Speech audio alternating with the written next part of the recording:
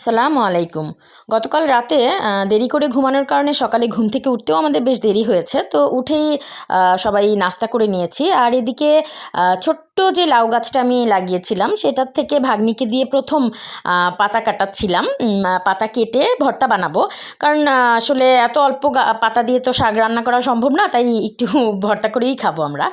তো এদিকে হচ্ছে ভাগ্নি লেবুর পিনিক বানাচ্ছিল, এটাকে সম্ভবত লেবুর পিনিক বলে। তো সেটাই বানিয়ে ওরা সবাই মিলে খাচ্ছিল। মানে আমার দেখেই কেমন দাঁত শিরশির করছিল, কিন্তু মাশাল্লাহ ওরা একদম মুখে দিয়ে চিবিয়ে খেয়ে ফেলছিল, একটু ঝাঁকি দিচ্ছিল শরীর। তারপরেও ওরা খুব মজা করে খেয়ে নিয়েছে। আর এদিকে আমি লাউ পাতা দিয়ে চাপা দিয়ে আসলে ভর্তা করব, তাই হচ্ছে সেই প্রসেসিংগুলো করছিলাম। তো আসলে ওইরকমভাবে রেসিপি দেখানো হয়নি আমার, কারণ হচ্ছে একটু ব্যস্তই ছিলাম মোটামুটি। বুঝতেই পারছেন, বাসায় মেহমান থাকলে একটু তো ব্যস্ততা থাকেই। আসলে ওদের সাথেই গল্প করব না ভিডিওই করব। তো রেসিপিগুলো আপনাদের সাথে পরে আরেক সময় আমি ইনশাল্লাহ শেয়ার করে নিব। তো আজকে আমি কই মাছ ভুনা করেছিলাম টমেটো দিয়ে, আর এখানে ছিল দেশি মুরগি ভুনা, এটাও ভুনা ছিল, আর ওই যে লাউ দিয়ে চাপা দিয়ে ভর্তা আর টমেটোর ডাল। তো এগুলোই খেয়ে নিচ্ছিলাম, কারণ আমাদের আবার আজকে রাতে দাওয়াত আছে একটা। তো এদিকে সেই যে দুপুরে খাওয়া দাওয়া করে তারা খেলতে বসেছে, তাদের আর কোনো হুঁশ ছিল না।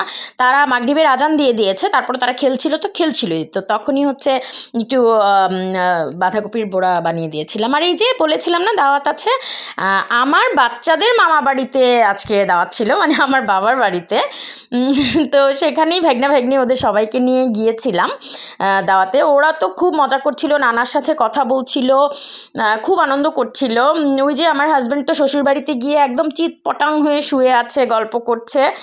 রাতে দাওয়াত এজন্যই ছিল কারণ আমার ভাইগনাটাও হচ্ছে অফিসে ছিল, আমার ভাইও অফিসে ছিল, আমার হাজব্যান্ডও দোকানে ছিল, তাই দুপুরের আয়োজনটা আব্বু করতে পারেনি। তাই হচ্ছে ওদের সবাইকে একত্র করার জন্য রাতের আয়োজন ছিল। তো এই তো মুরগির রোস্ট, কই মাছ ভুনা, ডিম, গরুর মাংস, পোলাও, এগুলো ছিল আর কি।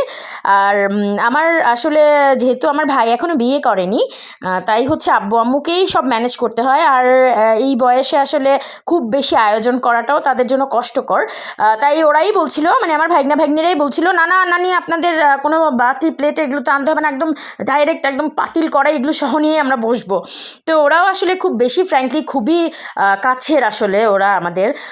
এই জন্যই এইভাবেই আসলে আমরা মিলেমিশে থাকতে পারছি, আনন্দ করতে পারছি। আচ্ছা যাই হোক, তো এই তো ওরা এইভাবেই মজা করছিল। আব্বু বেশ মজার কথা বলছিল ওদেরকে, ওরাও খাচ্ছিল, হাসছিল। তো এই তো খাওয়া দাওয়া করে গল্পর ফাঁকে আবার একটু খেলা করে নিচ্ছিল। ওরা আবার আগামীকালকে সকালে চলে যাবে, তাই হচ্ছে আমি খুব তাড়াহুড়া করে একটা পুডিং বানিয়ে রেখে গিয়েছিলাম, কারণ আমার ভাইগনাটার পুডিং খুব পছন্দ। তো সেটাই আবার জন্মদিনের মতো করে কেটে তারা খাচ্ছিল। এই তো সকাল এখন প্রায় 6:30 থেকে 6:45 মতো বাজে। তো এই তো আমি সকালে খুব তাড়াহুড়া করে ওদের জন্য একটু নুডলস করে নিয়েছিলাম, রাতের কিছু পুডিং ছিল আর চা করে দিয়েছিলাম, সেটাই ওরা খেয়ে আসলে রওনা দিচ্ছে। খুবই মন খারাপ ছিল আমার, মানে ভালোই লাগছিল না, ওরা চলে যাচ্ছে। তো এই তো ইনশাল্লাহ আবার আসবে, আবার দেখা হবে। তো আজ এ পর্যন্তই, ভালো থাকবেন, আল্লাহ হাফেজ।